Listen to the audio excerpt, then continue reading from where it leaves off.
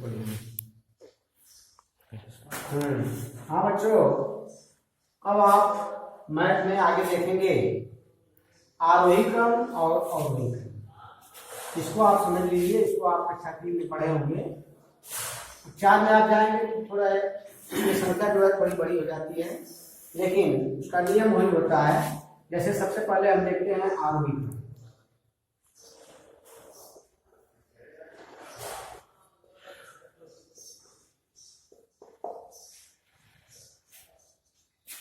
आरोही क्रम का मतलब होता है किसी भी संख्या को बढ़ते हुए क्रम में रखना। जैसे मान लीजिए यहाँ पे कोई संख्या दी गई है 6800,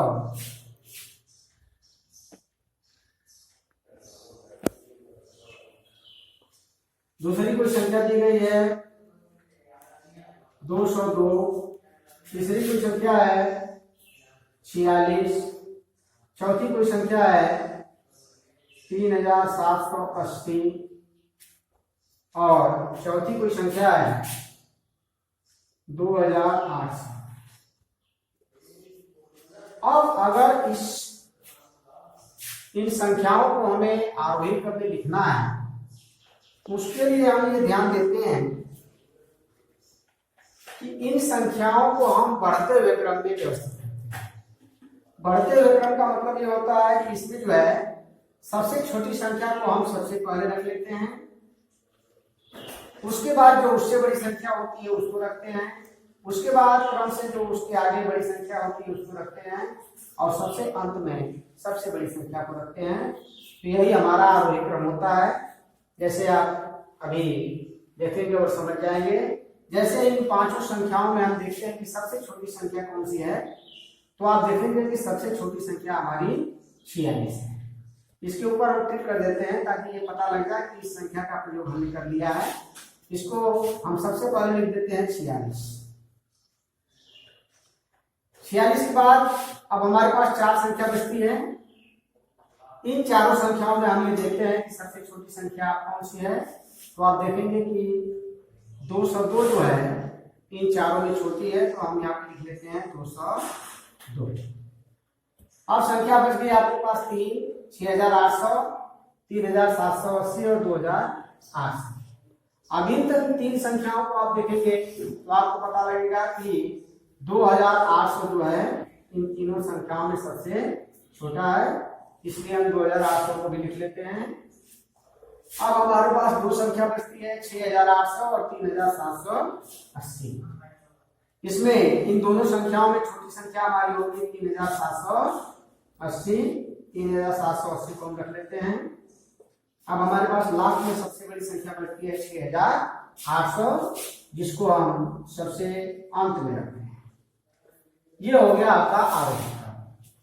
आरोही क्रम में संख्याओं को बढ़ते हुए क्रम में व्यवस्थित कर दिया जाता है, यानी सबसे छोटी संख्या सबसे पहले, उससे बड़ी उसके बाद में, उससे बड़ी उसके बाद में और सबसे बड़ी सबके बाद में। यह जो क्रम होता है यह आपका आरोही क्रम कहलाता है। अब आप देखिए अवरोही क्रम। अवरोही क्रम जो है आरोही क्रम का ठीक उल्टा होता है।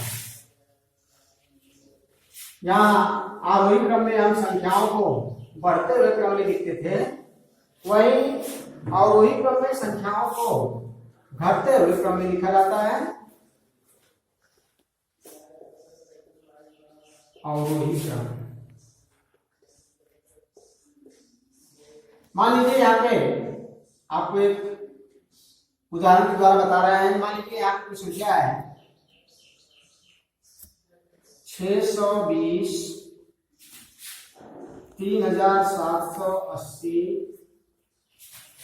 105, 97 और 2682। आपके पास 5 संख्या यहाँ पे दी गई है। अगर इसको हमें अवरोही क्रम में व्यवस्थित करना है तो अब हम क्या करते हैं, ध्यान से देखिए। अभी आप आरोही क्रम पढ़ रहे थे तो उसमें हम सबसे छोटी संख्या को सबसे पहले रखते थे, इसके बाद उससे बड़ी संख्या को उसके बाद में रखते थे और सबसे बड़ी संख्या को सबसे बाद में रखते थे। लेकिन अवरोही क्रम में ठीक उसका उल्टा होता है। यहाँ पे सबसे बड़ी संख्या को हम सबसे पहले रखते हैं, उससे छोटी संख्या को उसके बाद रखते हैं, उससे छोटी संख्या को उससे बाद, और जो सबसे छोटी संख्या होती है उसको हम सबसे लास्ट में रखते हैं। यह घटते क्रम में जाता है, यानी हमारा क्रम जैसे जैसे आगे बढ़ेगा वो संख्या जो है घटती जाएगी। अभी हम इसका बनाते हैं, देखिए जैसे इसमें आप देखेंगे इन सारे संख्याओं को आप ध्यान से देखेंगे तो आपका लगेगा कि 3780 जो है सबसे बड़ी संख्या है, तो इसको हम सबसे पहले रख लेते हैं 3780।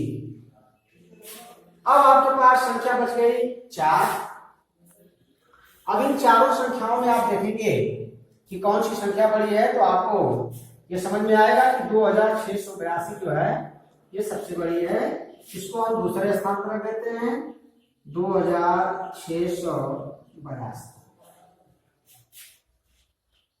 ऊपर हम क्रॉस इसलिए लगा देते हैं कि आपको ये पता लग जाएगा कि इस संख्या का प्रयोग हमने कर लिया है, अब इसको आपको ध्यान नहीं देना है। नहीं तो अगर आप क्रॉस का चिन्ह नहीं लगाएंगे तो हो सकता है कि इस संख्या को दोबारा भी लिख दें। इसके लिए आप ऊपर अगर क्रॉस कर देते हैं तो इससे आपका ध्यान हट जाता है कि इसका प्रयोग अब हमने कर लिया है, उसको नहीं प्रयोग करना है। अब आपके पास सामने संख्या बच रही है 3, 620, 105 और 97। अब इन तीनों संख्याओं में आप देखेंगे कि कौन सी संख्या बड़ी है, तो आपको ये समझ में आएगा कि 620 जो है बड़ी संख्या है, हम रख लेते हैं 620। यहाँ भी क्लास का चिन्ह लगा देते हैं। अब संख्या बच गई आपके पास 2, 105 और 97। इन दोनों संख्याओं में कौन सी बड़ी संख्या है? 105। हम यहाँ पर रख लेते हैं 105। और सबसे लास्ट में संख्या जो सबसे छोटी होती है ये बचता है 97। इसको हम सबसे अंत में रख देते हैं।